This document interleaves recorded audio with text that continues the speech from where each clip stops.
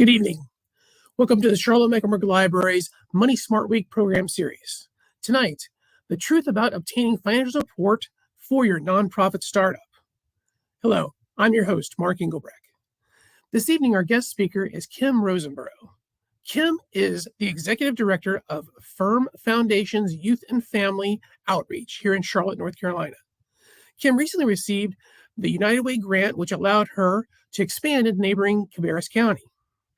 Kim has been working in the nonprofit arena for over 23 years.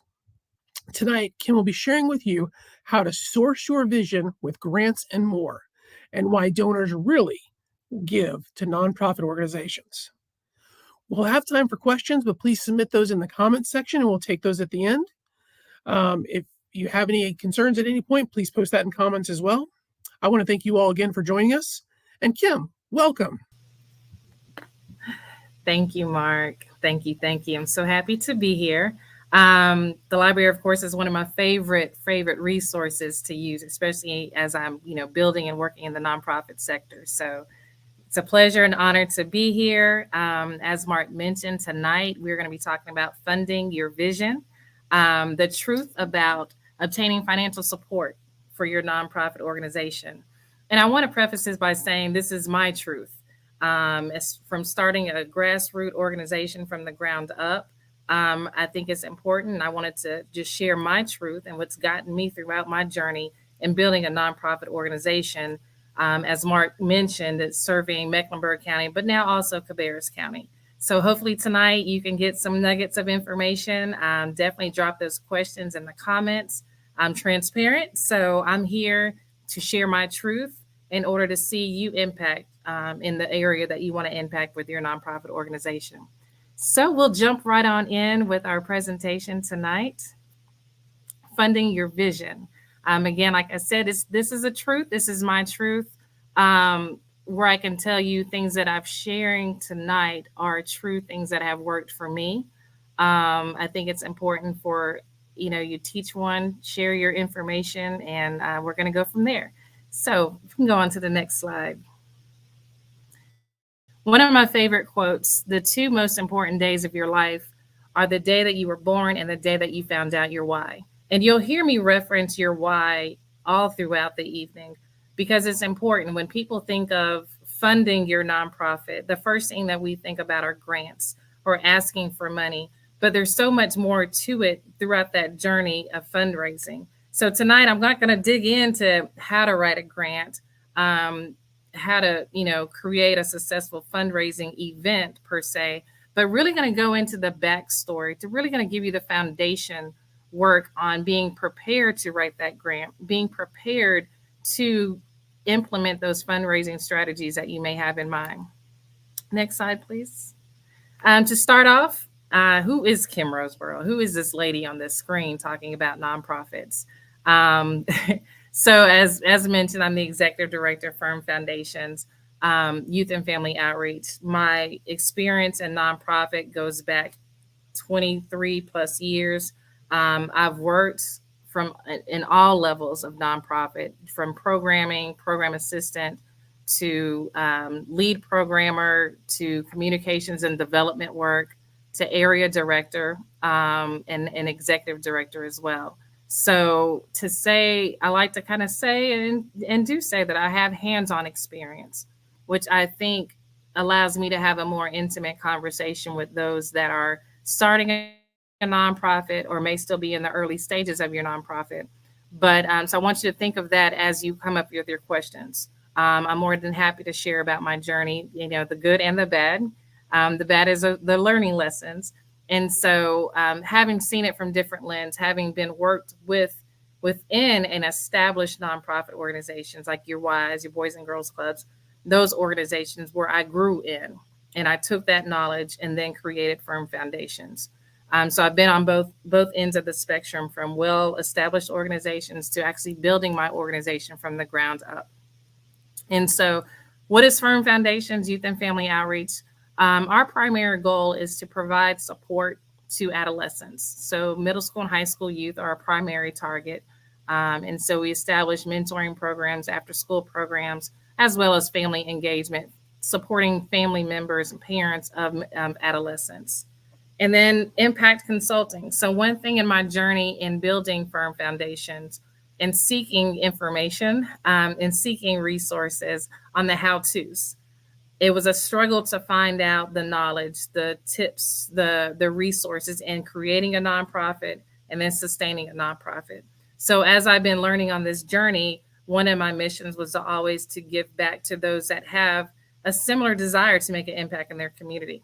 Right? I know what Firm Foundations is mission to do, but I can't do it all. So my goal was to how do I empower and share my knowledge with others that want to impact our communities. And so that's where impact consulting comes in, is for me to give back and to share my knowledge with others that want to impact their community. So my question now, and you can drop this in the comment box. It always helps me to kind of tailor some of my conversation is who's in the room. So if you are with us live, I know some may be viewing this after the fact, but I would love to see who's in the room in regards to those that may be, one, if you're starting your nonprofit, you can just put I'm starting, or I'm thinking of starting, or I'm well versed, I'm well experienced in this. But if you could just drop that in the comments so that way I can kind of tailor some of my conversation, that would be very, very beneficial. So again, if you're here, just drop in, hey, I'm thinking of starting a nonprofit, or I'm just now starting, or we've got years under our belt, we're experienced. So feel free to drop that in the box. In the meantime, yes. All right, so today's objective. We heard, yes, funding your vision. So I hope you weren't coming to think that I'm only going to talk about how to write a successful grant. That's one of the misconceptions of fundraising and funding your vision when it comes to a nonprofit. Everybody's like, I have this great idea. Bam, I'm just going to find a grant. I'm just going to find a grant writer. They're going to write this grant out for me, and I'm going to get hundreds and hundreds of thousands of dollars. If that's what you're expecting to hear from me tonight, that is not the case. So tonight, I'm going to teach, and we're going to talk about the backstory of what it takes to gain that support. Because what I've learned and I've seen, you can write the greatest proposal with just the grammar is superb, everything's aligned in, but that doesn't necessarily mean you will get that grant. So understanding and learning that backstory as I have this conversation with you on what it takes to get that attention, to get your grant read, and to get it funded. And the root of this all goes back to your why. So really understanding why your why matters. That is so key to your messaging. That is so key to anything you write, anything you market, anything you verbally say. You have to be very well rooted into your why and know why it matters, because you are going to hear no. You are going to have, there's going to be times that nobody shows up to your programs or your services. So you have to be well rooted into your why you're doing this, so that when those times of being shaken come, you stand firm on why you're doing what you're doing. And then learning some initial steps that will empower you to start now. And I want to emphasize now, like you'll see in the next one, feel confident in starting now, because I don't want you to wait until you think you may need $500,000 to start. I want you to feel empowered that you can start now. And I want to point out certain things that let you know that, hey, I can start now while I'm waiting for more funding to come in. So these are the objectives that we're going to go through tonight. All right. And like I mentioned, this is the key message. You and your vision are solutions. Right now in society, we see a lot of different challenges and crises that are taking place in our communities. And so you have to view yourself as a solution. So understanding that your vision is necessary, that someone's life can depend on your success. And that's the mindset that I've always had in regards to my programming. So working with adolescents, understanding that, hey, I am needed now to save lives, to understand that what I have to offer is valuable. Because think about it, if you don't have that mindset, who is going to invest in your ideas? Who's going to invest into your programs? And so you have to, some people, it may make you feel a little, conceited sometimes with me. I'm more of a laid back, humble person. But when I think about my vision and I understand the impact that my vision can bring about as a solution, that's when you can bold into your organization. That's when you become bold into everything that you plan and you desire. So really having that mindset that you and your vision are solutions, and you have to stand confident. Like I said, there's going to be times that you're going to get a no. There's going to be times that you're standing up against, one of what I call maybe a name brand organization, but you have to stand confident on what you provide can be that solution, and that nobody else can provide like you can provide. Next slide. So breaking down your why. What is the need that you are addressing? And these are questions that you have to be able to just spit out immediately, be able to stand firm on. What is the need you're addressing? Why now? What are you committed to do? What do you stand for? And who will be affected by your work? And I'll give you, some examples. Again, and I'll just use myself, and Firm Foundations in this. What is the need that you are addressing? So I mentioned that Firm Foundations, our target population are adolescents.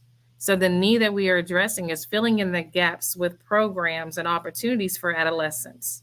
Why now? Well, we see coming out of COVID, the after effect of COVID. So we hear about the mental health state of our youth. We see the academic needs, and we see that more than ever. So when you're looking at that why now, when I'm out in the community or I'm writing a proposal or I'm writing a sponsorship package, my why now goes into the sense of urgency. And that's why I always say, have that sense of urgency in everything that you articulate, everything that you present, from your social media, from your emails, but having that sense of urgency of why now? Why is your vision needed now? And that's the mindset. Again, you'll keep hearing me say about the mindset, but when it comes to funding, in the world of nonprofit, there are so many different people that are asking for money from these different companies, different foundations, different individuals to give out their donations. So you have to have the sense of urgency as your why now. And what are you committed to do? So laying out a specific plan on what your organization does and what do you stand for? Is it integrity? Is it teamwork, partnership? So understanding that, just creating that platform, that brand of what is your why and who will be affected by your work. So these are key questions. I definitely encourage you to write these questions down. So as you're crafting your elevator speech, as you're crafting in every grant, you need to have a very basic overview, introduction to your organization. So taking these questions that you see before you and crafting that overview statement, that mission, your mission should be involved in this as well. Because when you see the last question on there, I say, when we know our why, anything is possible. Because when you really know and you really have an understanding of the solution and the impact that you're going to be bringing, trust and believe that the tenacity that people will see, the confidence that people will see in you will make them open up their pocketbooks. It will make them write that check and support and want to be a part of that. It may be financial support. It also can be what we call in-kind donations as well. Volunteer work. These are all ways that companies and organizations and individuals can support you when you rally them up behind your why. Next slide. And this is the big thing here too. So a lot of times, we are passionate, say, I've always been passionate about youth, but it's going to take more than passion, right? It's going to take more than passion. And it's also going to take more than money. So this right here, I don't want to say I'm trying to scare anybody away, but I want to be very upfront in regards to the work that it takes, the sacrifice that it takes. It's not just a money thing, but there's work in regards to it too. And so are you ready to invest your time? This takes time. And so it does take patience with your time as well, because things will not happen overnight. I don't know anybody who has gotten a $100,000, $500,000, $1 million grant overnight. So you have to be ready to invest your time. You have to be ready to invest your time. I mean, you have to be patient with that. And I look at that personally. Would I just randomly write out a check to someone? I'm not a gambler. Maybe some of you are maybe a little bit more lenient with your funds. But before I write out a check to somebody, I'm questioning things. I'm observing things. I'm doing some research. So have that mindset as well. The ones that you are presenting yourself to for funding, they want to see that you're legit as well. So that takes time to kind of build trust with the community, to build trust with individuals. So are you ready to invest your time? Are you willing to invest your resources?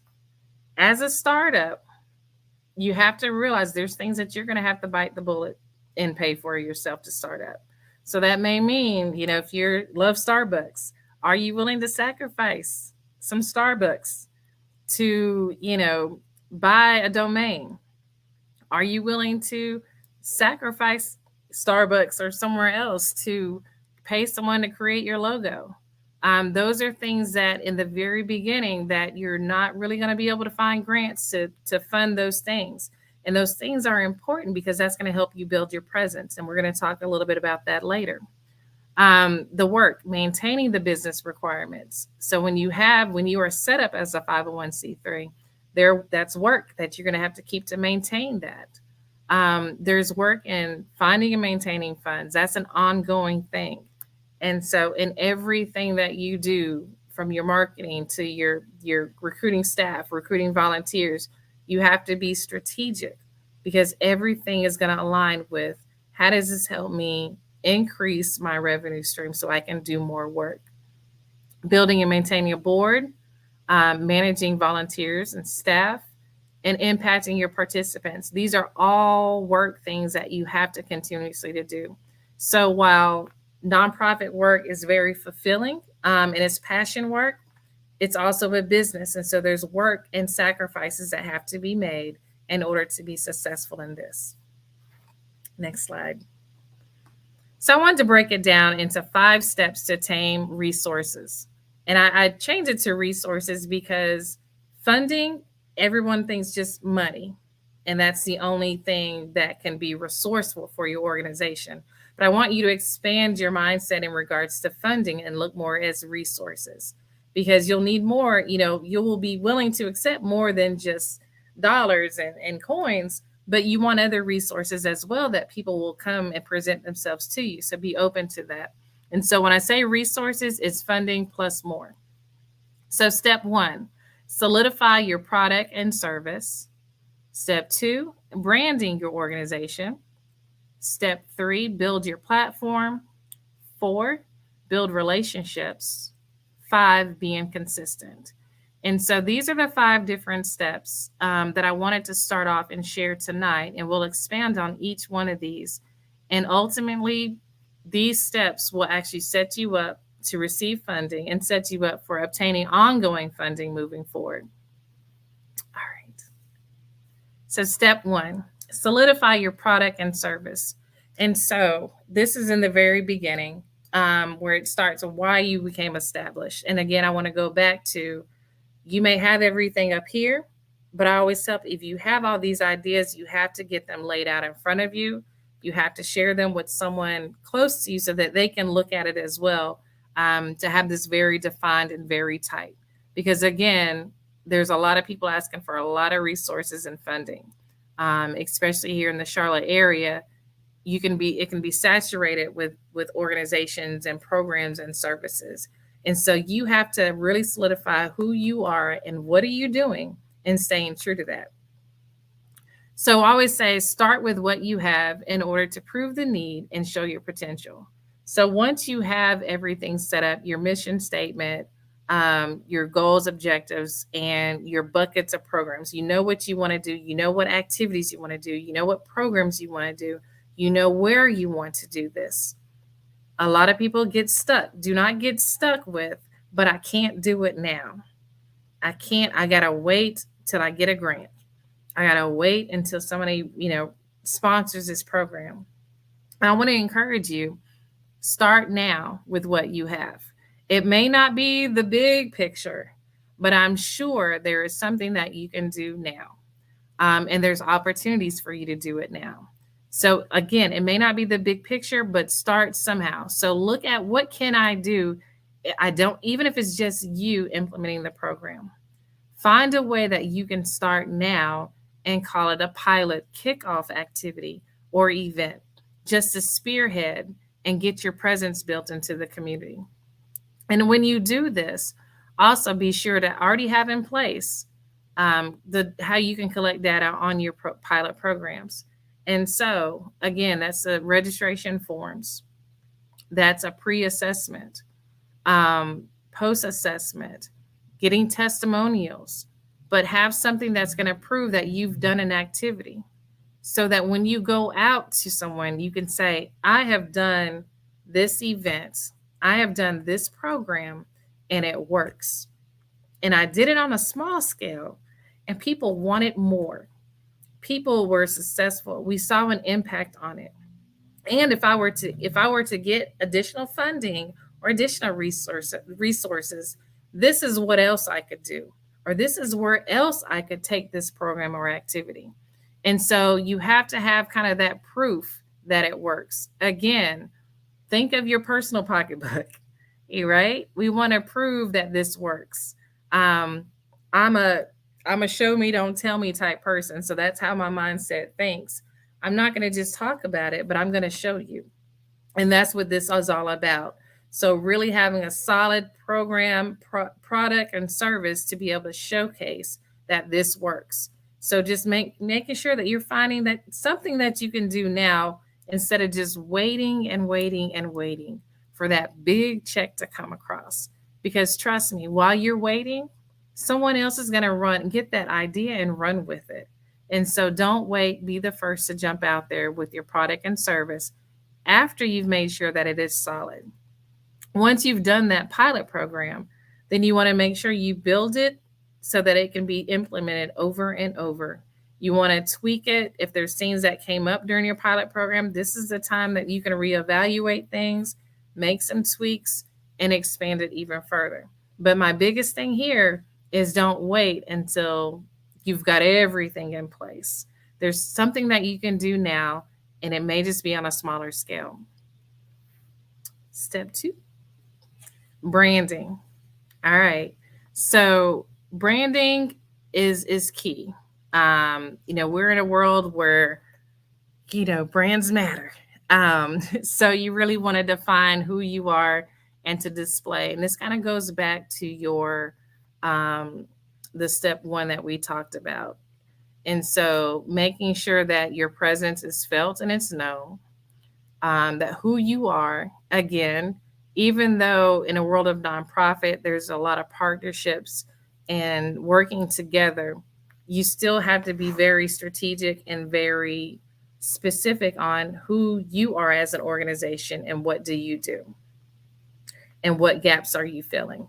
And so going back to Firm Foundations, we really looked at the out of school time programs, right? And we saw that there's after school programs, there's summer programs for elementary kids.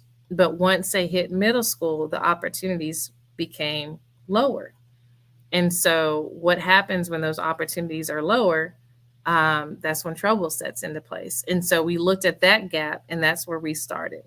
Or we looked at the gap of mentoring services and how the desire everybody start young.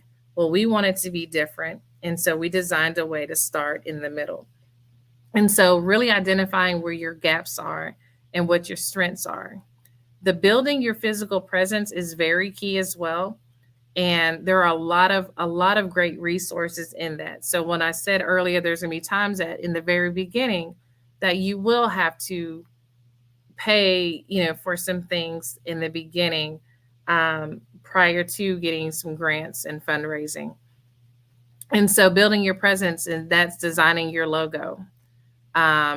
Different resources I want to share with you on that Fiverr. I've used Fiverr. On many of our logos and graphic designs, and that's Fiverr. But definitely look at that as a resource for lower cost things that your business will need in order to build that presence. Having a mindset of what your color scheme is, And so really looking at it with a marketing standpoint, because again, what you're doing, you are building a presence, you are establishing yourself so that people become recognized. Because when it comes to sponsorship from companies and organizations, they want to see how is this going to benefit them.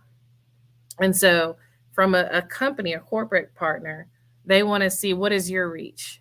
Do people recognize you? And so you have to present yourself and build yourself up to have an increase of a physical presence. So already having in mind what your logo, your color scheme to build up your platform. And we'll talk a little bit about that next. Building your platform, utilizing communication tools. So again, this is really, really great. In this day and age now, social media is key. So looking at platforms, social media, Facebook. Facebook is wonderful because that's also a fundraising platform, but you have to have a presence. There are now grants that are looking at, one of the questions will be, how many followers do you have? And if you're in that startup phase, that can be a little challenging. So a lot of your energy, I would say, is to get embedded into social media as well. Making sure you're intentional with things that you share. Okay, Kim, well, we don't have a lot to share. We haven't done a lot in order to share. This goes back to when you're looking at your why, right? So start promoting your why. That's something that you have. So that's why it's so important to know what your why is.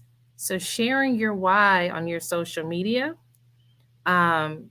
is crucial, because then they'll see that sense of urgency. They'll see that you are an expert in that field. They'll see that you've done your research. So you can use your social media to display stats, to display the research about your particular solution, about your cause, but utilizing that communication tool, Facebook, Instagram, LinkedIn, but also using YouTube, where you can bring in speakers talking about the cause and the need. Again, this is proving who you are and that you are an expert in this. And people want to give and they'll want to support you in any way. Attending networking functions. Again, whatever your cause is, being at the table when they're having those conversations. If your cause is connected to senior citizens, then you would go sit amongst the senior citizens. If your cause is connected to children, you would go to those events and those opportunities, the networking events for that. Also attending networking events such as the chambers, just being in the presence of people who care about what you care about and people who have resources as well. So getting out there and putting that legwork in. I'm going back to, you got to put in work. You can't just sit behind and think, oh, I'm just going to hire me a good grant writer. They're going to write me a check. They're going to find a grant for me. They're going to give me a check, and then everything is going to be hunky-dory. No, it's ongoing work, and there's a lot of this groundwork and that backstory that I talked about. And then also creating events. So things that we've done are things like focus groups. So again, going back to proving the need, and you want to become kind of an expert in that field, whatever that field is in which your nonprofit is going to serve and make an impact. So you can create events. You can create a podcast about it. You can create the focus groups where you can get real information. We know that there's a lot of research, there's a lot of tools out there online, but what better information can you share than having live testimonials, raw information directly from the clients, your potential clients? And so focus groups are a great thing also to build your platform. And again, the key in this is to become appealing to different funders, to let them know that you are an expert in this and that you have a plan and you have that sense of urgency that you need to be the one to implement this plan. Next slide, please. Relationships matter. So this, I think right here is probably the Um, the most important one in regards to not just obtaining funding, but maintaining funding. And so people give to people. We do know sometimes, just being honest, it's sometimes it's about who you know. And that's just, again, this is my truth, and this is things that I've experienced. But I've seen sometimes it's about who you know, and so that's why it's key to be at those networking events, um, where you can rub shoulders and get to know people in high places. You can get someone to participate in one of your programs or events, and they see, and then they can go and share with others. So people give to people. Remember, you got to expand your network, and then connecting with those who have similar interests. Again, being at those meetings and those conversations. Also, even working with other similar organizations that may be offering similar to what you're offering, but there may be one gap that they're not. So even in that partnership, there are ways that you can together raise funds where you are completing the gap and the other entity is doing the other programs. And so looking at partnerships in that way is also great with a startup organization. And staying connected. So relationships matter. And this was something that this is work. I will say that too. As we were growing as an organization and still growing as an organization, we have learned that yes, we can get the check, but even beyond that check, work still takes place. Work in the fact that I have to implement what we said we were going to do, but also we want to stay connected with our funder. We don't want to just get the check and run, but we need to stay connected with our funder. So with creating newsletters, showing them the impact of their dollars, emails, personalized emails to say, hey, thanks, this is what we've done, thank you, and not just waiting till Thanksgiving. And even now more than ever, research is saying more powerful are phone calls. And so these are things, out of all of this in the relationships that matter, putting in the work, I would say that staying connected to funders, even if they, on all levels, if it's $100 that someone has donated to you, making sure that you stay connected with them by keeping them updated, by inviting them to some of your programs so they can see firsthand, making sure you build kind of a recognition opportunity for them as well too. But that's staying connected, because relationships matter. And if they wrote one check, you want them to write another one and another one. And then you also want them to connect you to their peers in their circle so that they can write additional checks. And so again, getting out of the mindset of all I need is this one grant or all I need is this one check, but having the mindset of let me look at this long term and stay connected and have these relationships and have these other things in plan so that our funding stream can continue to grow. Next. All right. Stay true to your identity and being consistent. And so, there's a lot of great services and programs that are taking place, and there may be some that you see that are similar to your work. But then going back to what was shared earlier, we have to just be very creative in who you are, and not switching up. So, for example, we've applied for grants, and a grant may say, are you a STEM organization? And at times, especially in the beginning stages, you may want to, you see the dollars and you want to go after the funding because you want to build. But staying with who you are, you may not be that STEM organization, but you can partner, you can bring in, there's other things that you can do. So saying to stay true to your identity, because it will come out. And what you don't want to be is someone that portrays himself to be something that they're not. because then what happens is that reputation of, okay, they don't know who they are.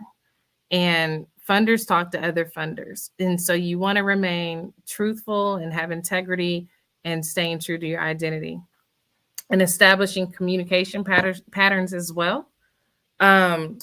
So if it's a monthly newsletter you're doing, but being consistent in your communication, because you want people to be eager and hungry for what you have to offer. You want people to look for you and expect you.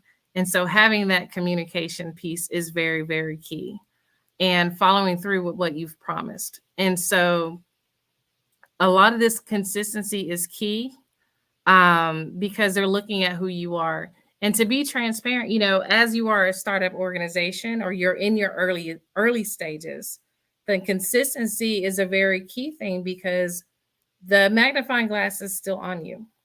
You're growing. Who are you? Identifying, the competition. And we don't really like to say competition, but you're trying to prove who you are, because we're looking at money and we're looking at resources. We're looking at individuals' time as well. And so when you're building up to that, you have to be consistent so that they know that they're investing in something quality. And they know that they're investing in something that works as well. So that consistency is key. And then you can go to the next one. I'm going to expand on this a little bit more too. Begin with the end in mind. When your why is big enough, you will find your how. And so I knew in starting Firm Foundations, my mindset was, I know there are a lot of organizations in Charlotte. I know there's a lot of great people that have big hearts that want to make an impact. And I'm one of those. But I don't want to have a mindset of, I call it a mom and pop shop.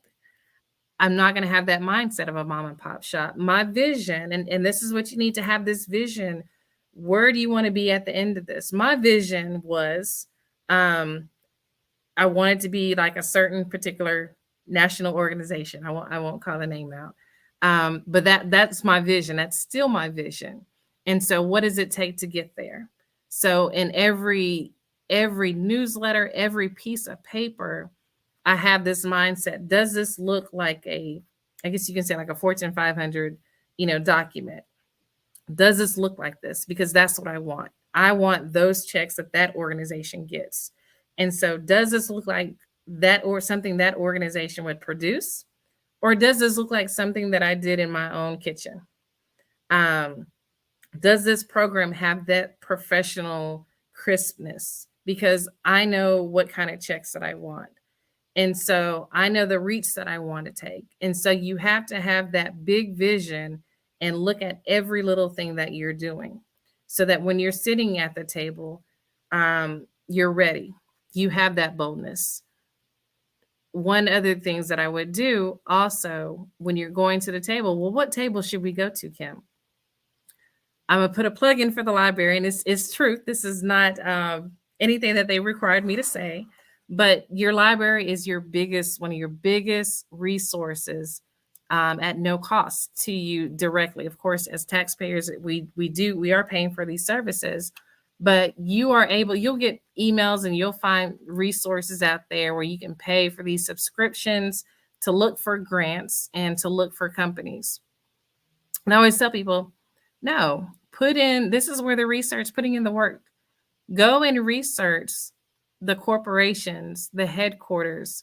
Go, utilize all those resources that are library resources that you can pull up and reach out to those organizations, to those companies. But getting to know who's in Charlotte. In Charlotte, we have an abundant amount of corporations. We have an abundant amount of banks. So just taking your time and getting your prospect list together. Again, if you know your audience, you know who you are trying to appeal to, you know who is supporting what, build your list of prospects. And then those are the people that you want to target your message to. Those are the people that you want to show and invite to some of those events that I mentioned. If it's a meet and greet, or maybe it's events that they're doing, go to the table. Also, Looking at those corporations, you can also pull up on the foundation directory via the library. You can pull up and look at what funders have given to other nonprofits that may be similar to you. So I always look at, I have a list of organizations that are similar to us. And I'm giving y'all some cheat sheets information here. But looking at organizations and businesses that are similar to what you want to do and going and seeing who's supporting them. And then really looking at those organizations and those businesses to see why you think they're supporting them. How are they structured? What are they laid out? How do they lay their information out? But really just having that bird's eye view of what's taking place here in your area, or what's taking place among those that are doing similar work that you are doing. And so these are, like I said, these are things that I've not only just read about, but these are things that I've done personally to know that they've worked for us. But again, that groundwork of knowing who you are, knowing your why, being strategic on how I get our messaging out there, starting now, and taking all that information to build your prospect list. And so looking at who's in your area that is giving money to someone that you are similar to, and why are they giving it? On social media, again, I want to go back to that because that's a free resource as well. But looking at who is giving money. And so you can, using the hashtags, donor, funder, but you will be able to pull up and see what foundations, what companies are giving, because they like to brag and show. And so that's why I mentioned before, they're going to want to know who's your followers, because those are potential customers for them. Yes, these companies and these foundations have a great heart, but they're also looking on how does it benefit them as well. These are their communities that we're serving together. So how do we serve together? They're going to fund your vision, which may in turn bring more clients to them as well. And it gives them a good, face in the community also. But you have to be willing to put in the work.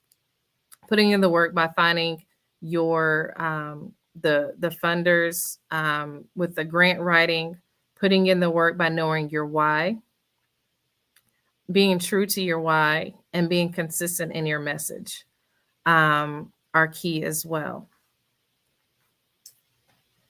And I want to revisit something that I want to go back to as well. And I'm sorry if we won't need the slide right here, but I wanted to go back to finding and maintaining the funds.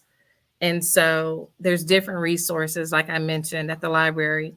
You can go and it's only at certain libraries that you can go and use their foundation directory. So I know I visit University Library quite often, and I will go and work on their nonprofit page with a foundation directory. That's one way, and you build that prospect list. But also being prepared not only to find the prospect list, but having that case study, having that overview of who I am and what I am, but also learning how to maintain funds. And so there's work in that in regards to implementing your program. And so again, if you're doing that in the early stages, through that pilot stage that I mentioned earlier, you're able to really solidify what your program looks like, so that when you have that grant, you're able to actually implement the grant activity that you said you were going to do, and able to duplicate that over and over, and also be prepared to report out on it. So being able to have that data, the reporting out of, will also allow you to increase your funding and obtain more funds. And what we've learned is when you are funded by one organization or company, the rest tend to follow. So if you're able to prove that you were capable of obtaining funds, you were capable of being a good steward with the funds, then that opens the door for additional funds. And so it's all about, honestly, sometimes getting that first grant. That first grant may not be $500,000. Then that's okay. That first grant more likely may be a $10,000 grant. But with that $10,000 grant, you have to maximize that. So taking that 10,000 and doing your services and your programs, great. But also while you're doing those programs and services, you're doing that marketing and building your platform so that others can see. And that's what funders look for. What did you do with the little? And can we entrust you with more? And that's something that is becoming more prevalent right here in this area. More funders are looking to take a chance with the smaller organizations. That's not something that was taking place years ago. And that's why I feel like now more than ever is a great time to implement your vision, because they are looking for new ideas.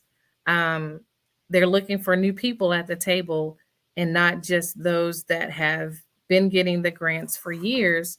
And so understanding that this is a great time to get those resources and the funding that you can bring something different to the table.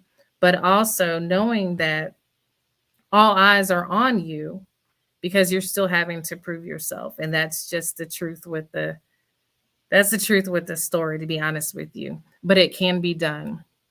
But knowing that it may just be the 10,000 or the 5,000 in the beginning, but whatever little that you get in the very beginning, maximize that to the T, and also just put that out there. And you may not, the key things that we've kind of been strategic with some of our marketing, you don't necessarily have to put the amount out there when you're broadcasting to the public that you were funded or you received support, but just sharing that to paint this picture that, hey, we've gotten this, and this is just the beginning.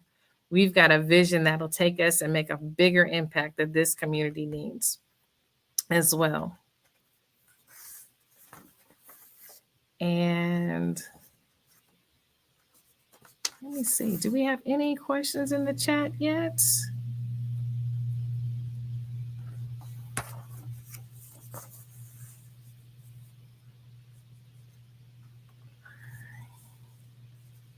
If not, I'm going to go back to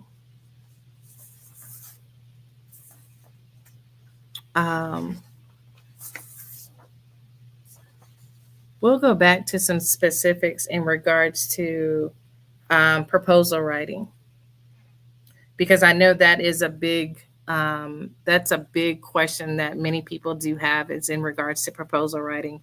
And this can be a whole nother separate workshop. But our key things in our proposals that we have submitted and found great success on is our why, but being very specific in the angle that we approach. And so spending a lot of time in knowing what the gaps are and how do we fulfill those gaps by, as a startup organization and an early organization, looking up things like evidence-based programs or research-based programs, where I may not have the funds right now to implement these programs, but this has been proven to be successful. So you can search whatever sector that you're in, but you can do an online search for evidence-based programs on youth crime prevention or juvenile justice, juvenile delinquency, or evidence-based programs for teenage pregnancy. Whatever your specific service or platform is, but looking at those evidence-based programs. And yes, you may not have the resources to do this full blown out program, but if you were to have the resources, this is what it would look like. And it's been proven to be effective. So that's a key when you're writing a grant of something that you have not done on a large scale, but you know it will work. So that just proves the point that it can be done. Also, with your grant writing and your funding, look at the team that you're building and make sure that you have experts at the table. Be ready to be able to share what makes you qualified, what makes your team qualified. Do they have the experience? Do they have the credentials? But looking at who is actually implementing the program. So we talked about the what by showing the proof and the what by your evidence-based programming. Then also the who. So who's able to implement this program, and why do you feel that they can successfully implement the program? Taking those two components and then having a very direct on how does this fit here in your area, and why did you pick this area? So looking at your community, looking at the area that you want to serve, and knowing why. So looking at the Charlotte's quality of life study, you can look at, if you're looking at a school, and of course my conversation is very youth driven because that's who we are. Um, and maybe it's looking at the school and getting the data on the school. What is the percentage of low income families? What is the percentage of absences? But you can pull that information to show your why. So again, and these are things that aren't necessarily just in a grant, but if you're writing a letter, a proposal to a company that may not have a grant out, you want to include these things. What you're going to do by looking at that program, your who's on your team, your where, and then ultimately, what is it that you're going to create? What is that impact? What are you going to produce that nobody else has produced? Or what are you producing that nobody else has been able to hit a specific population on, but being very detailed in that language as well.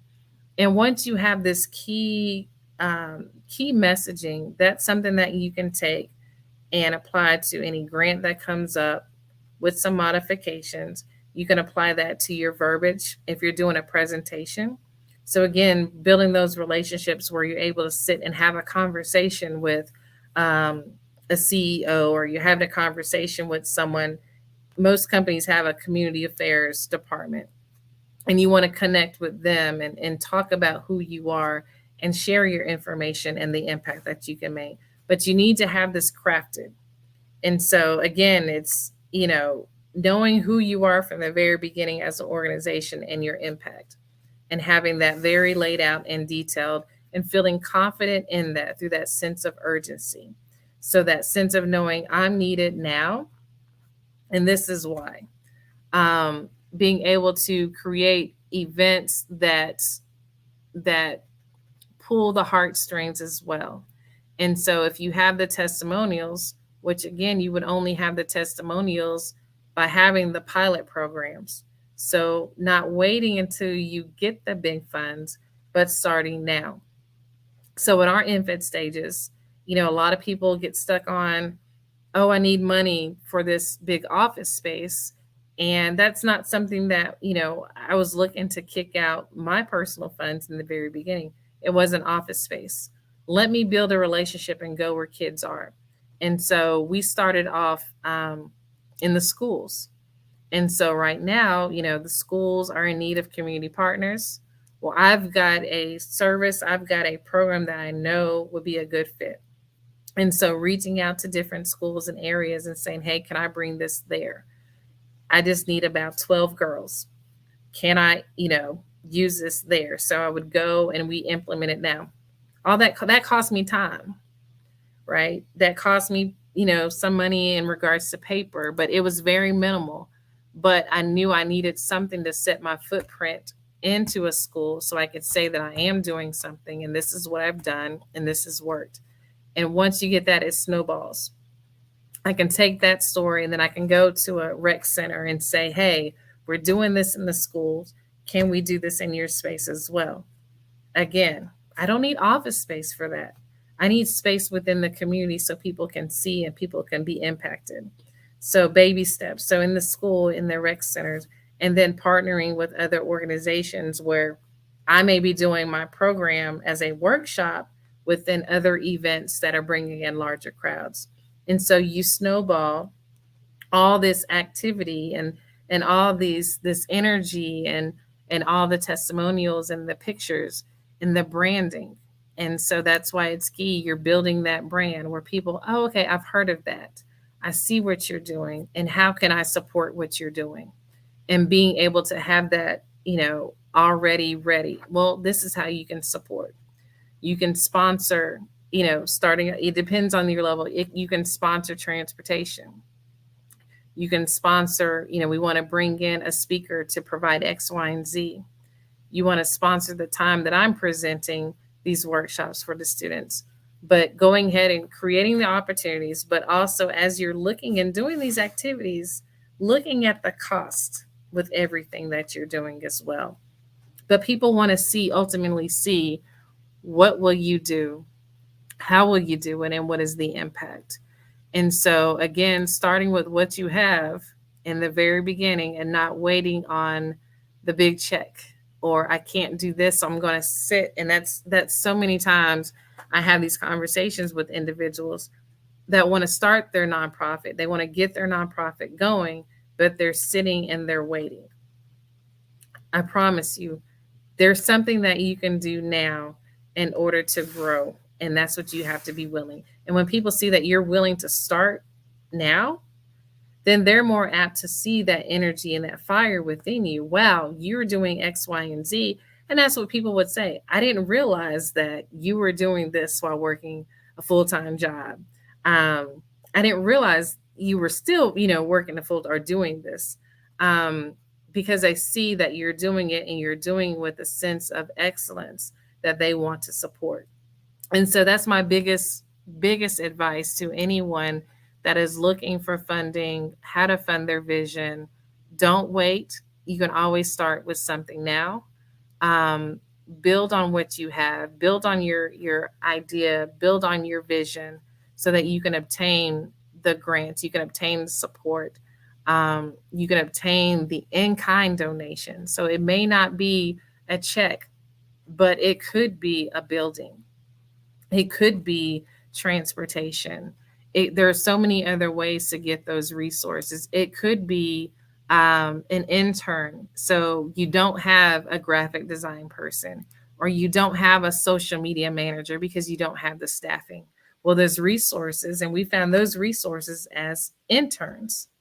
Right? They are a resource because they have a craft and a skill that they're trying to get credit for and build their portfolio for.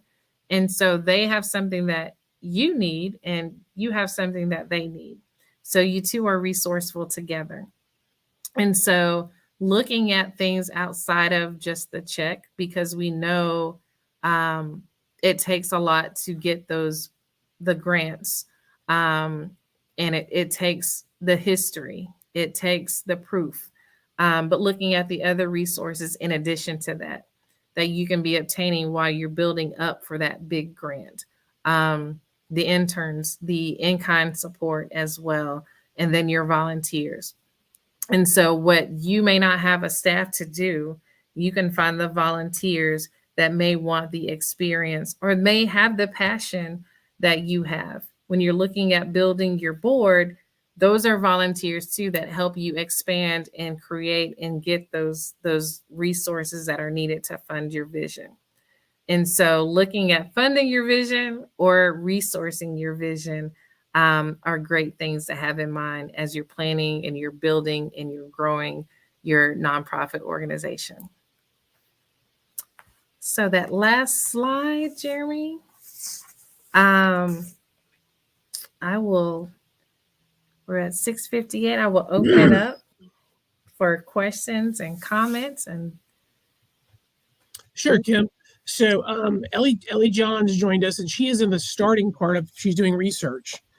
And her question is, being accredited first 3 years by one of the following, you'll probably know what these acronyms mean, but I do not. AACOA, CARF, TJC, or CO or CQL. Does it matter which accreditation program you choose? So if she can, I don't know all of those. If you can have her break down the two. So Ellie, if you don't mind typing in chat some of those accreditations, just to expand on that a little bit. And then but also, for I will. I'm sorry, but yeah. for fundraising, if we're looking, if she's looking for, do I need to have a certain accreditation for fundraising? What you do need to have is a charitable solicitation license. And you can go through that for the Secretary of State. So as a startup, not as a nonprofit, if you are a 501c3, you have to get incorporated, but you do have to get a charitable solicitation license in order to fundraise. But I'm sorry, Mark, you can go. No, that's great. Thank you. We also have a question from Jeremy about kind of what you wish you knew when you first got started. He asks, what's the thing that you wish you would have known when you first got started? Oh my goodness. um Ooh, that's a great question. I think the biggest thing that I needed to know, and I know this is going to sound corny and it's going to sound like y'all told me to say this, but it really is the resource from the library, the foundation directory, because I did spend money on listservs and I spent money on paying people to find funders for me. So just, and that, I think that's why I'm so animate on looking at what resources are out there. Because a lot of things you don't have to pay for. And I know people were paying for things like that. And, people pay big money, to find a prospect list where I can just now go to the library and search prospects. And also the thing was how big branding was. I think that's why I kept, talking about it, because in the positions that I was in with the other nonprofits, people knew me. And I was at the table and I could get grants and fundings when I was that organization that is well known and well branded. And then now, so when I start my own, I'm like, well, I'm the same person. Why am I not getting the financial support? And it's because of the branding. I have to build and kind of prove that, yes, Kim, it's still you, but, does the organization, can you really do this? And so, and that's just the game. It's really just the game. But it makes sense when I think about it personally. Would I write a check out that big to someone starting up? I need to see proof. And so that branding piece is one that I wish I would have known to spend more time on that in my beginning stages. And Ellie's come back with some of those acronyms. The accreditation she was talking about there, they include the Council of Accreditation, Joint Commissions, Commission for Acceleration of Rehabilitation, and the Council of Quality and Leadership for Nonprofit Residential Facilities before becoming licensed.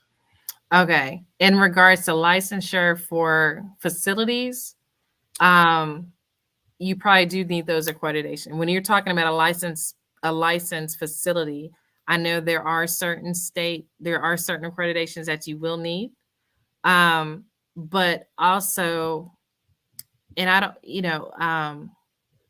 know if I can get her email address. But depending on how you're building your company, I know some facilities have a nonprofit arm and a for-profit arm. Your for-profit arm probably would need those licensing, but you can have a nonprofit arm that would not need those accreditations to get funding for your facility, because your funding, you could be getting grants to fund programs that are taking place within your facility. So I would go from that angle. And like I said, I'm transparent. So when we were looking at doing group homes, yes, I know there's certain accreditations and licensings that I need to have for a group home. But in addition to that, we were going to implement programs within our group home and look for grants that are more in the programmatic piece, and not a grant necessarily to open up my facility, but we went for grants that were going to provide programs for our facility. And I don't know, that's I would, love to talk more about that if she wanted to share her email address, if that can be possible. Ellie did share that email address with us, so I'll make sure that you get that. And I also want to mention that, Ellie, you might want to explore, keep plugging the library a little bit, but, you should actually reach out to, we have a nonprofit team of librarians where that's their focus. That's where they really help you get started. And of course, all those resources are free. Yes. So you could just reach out to your local library and literally just go to our website. And I think maybe we can get a link put up on the screen for the point of contact. Yeah, definitely. That resource is one that when I'm talking with people, individuals that I'm working with their organizations, and I'm telling them, all the resources, they were amazed. And like I said, I'm 20 something years in nonprofit, and I still go sit in that library and use those resources as well, and pull the information. As far as just, you can narrow it down if you are looking at residential services and programs like that, businesses like that, you can fine tune who gives in that area. So if it's, elderly, if it's disabled, you can kind of narrow down who is giving money to what specific entity, and then you can approach them with your vision. And that's what I highly recommend that. So when I go, we narrow it down to mentoring adolescents. Like, I pinpoint, what I'm looking for. If I'm pinpointing families, parent education, children of incarcerated parents. So you can very fine tune who's giving. But again, like I said, with that, you can find grants for programs that'll be implemented in your residential services while you're also looking for the licensing. And Elliot, it looks like we've already got you connected with one of our library staff, so they're definitely gonna take care of you and help you get started. That's good. That's definitely needed area. One other question for you, Kim. What's your favorite tool for corporate research? Are we going to come back to the library? Yes. If you could see on my computer, I pull the other resource, not on the nonprofit side, but it's the Charlotte list. So the Charlotte Business Journal. I go on there, and we serve predominantly minority students, and so one of my strategies, I'll go to the Charlotte Business Journal and I'll look at their list, and I'll look for minority-owned law firms, or minority-owned or women-owned law firms, or you can look at all these different lists, and so I will print off that list of companies. And that's when you send out a letter, an introduction email, to get to know them or invite them to sponsor something. For example, like, we're doing a mother-daughter event. And so we looked at women-owned businesses. So the Charlotte Business Journal, again, you can... I promise you, audience, I was not told to say any of this. I promise you. But you can I would go to the Charlotte Business Journal. That's one of my favorites. You can only access, correct me if I'm wrong, Mark, you can only access that at the library. That is correct. You do have to come into one of our locations. We have some, actually, I think a couple of our other resources that are going to be helpful for nonprofits. They're really only available. You'll see links for them if you go to the library website, but you're only going to be able to access them from within one of our locations. Yeah, but it's worth it. And so again, when I go back to investing time, go sit in there, and it doesn't take that long. Like, I know where they are now, so I just go in, pull it, save it to my flash drive, and then you can go home and then go through it, or print it off. But it's worth the time to go in there and get that information. And it's at no cost, y'all. No direct cost. But these are things that that I found beneficial. And I know, starting up, and I was sharing this with Mark before, but there's not a lot of at least I have a hard time finding a lot of help for starting a nonprofit. Even in the small business, you see a lot of small business workshops, and I sat in those, and I'm like, these are different. This is not the same as nonprofit.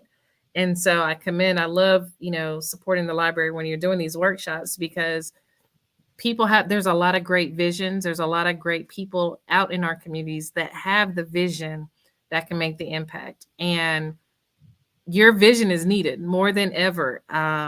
There's things going on in our society, on the news that you can see. And my thing is, more of us need to step up and take that chance and do what we need to do in order to get our nonprofits out there to provide that impact. So I'm available,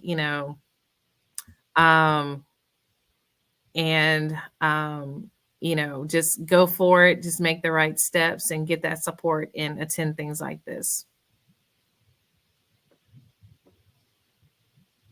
And I'll give one more plug for a library resource, especially, Ellie, as you're getting started, if you're trying to figure out what are all the different nuts and bolts and the pieces for your business plan, there's a great resource that's available from the library, and it's produced by Gale, and it's called the Gale Business Plan Builder, and it's meant for small business or nonprofit, and literally you can just click on your field, nonprofit, and then it takes you through all the steps of make sure you consider this, make sure you do this. These are the kind of steps you need to take. These are the different tax codes and things, but it really breaks things down for you.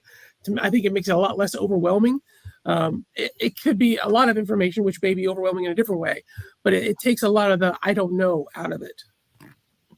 Yeah. And I think Jeremy just said that we do have remote access to Charlotte Business Journal now. Is that? Oh, okay. That is new. Well, there we go. Yes. Use that Charlotte Business Journal for corporate to look up corporations. It'll show you like the top 5. It'll show you what's another favorite, the local headquarters, what companies have their headquarters here in Charlotte. But it's a great resource in regards to knowing who's who in regards to the corporate area. Also, if you know the identified community that you're wanting to work in, pulling up those corporations. Another little tip that we do, our area is more that East Charlotte University area. And so I look at, the university city partners, and they have a list of all the headquarters. So I grab that, so looking at your area and seeing what businesses are in that area is another plug as well, because they ultimately are in that community. So they would want to be supportive of that community. So if you're driving, sometimes I've driven around and just write down stuff, businesses, I write down churches, and do that introduction. So it's a sales game. You have to, and don't be scared to hear no. But great questions.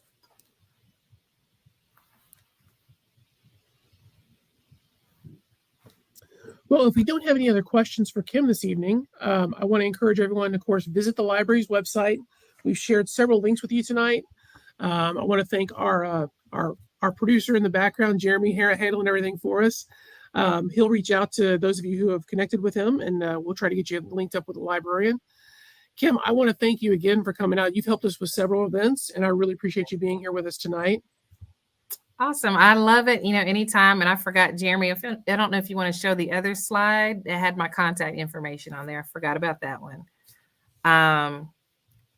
Yes. So feel free, to reach out. But I definitely love sharing this information via the library's platform. Again, they did not coax me to say anything. I promise you all. But I just, my thing is I'm telling you what's worked for me, and the library has worked for me in addition to the other things that I shared as well. So know that the success is tangible, and start with where you are now. So thank you, Mark. Thank you, Kim. And I want to thank you all for joining us this evening. That concludes our Smart Money Week program series. And again, I really appreciate everything that you guys have done in joining us this evening. And just if you have questions, visit your local library. Have a good night.